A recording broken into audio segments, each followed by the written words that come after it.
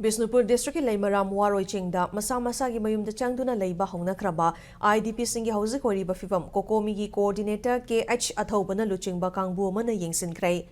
Kongchat aduga mari lainana athobana, Waroi Chingda Ladiba Yum Singasi Matam Quina Lainaraktabana Maram Oraga, Tek Pakaiba Kaya Yaure, Maramasana Lenga Kimiting Changlaga, Makoyi Yum Singasi, Ningtina Semjina Bohona Bagitangai Fade Haina, Lenga Kimiting Chingsilakli.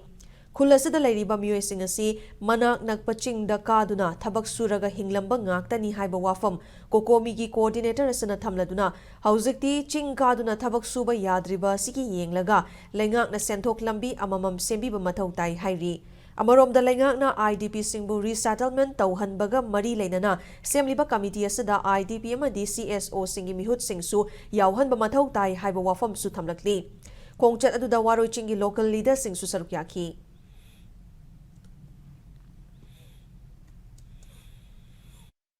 Homsing asi individual and assessment of the bear, Masi a generalized Toroga, Yumna Humfuga, Tereni Pan Lebudu,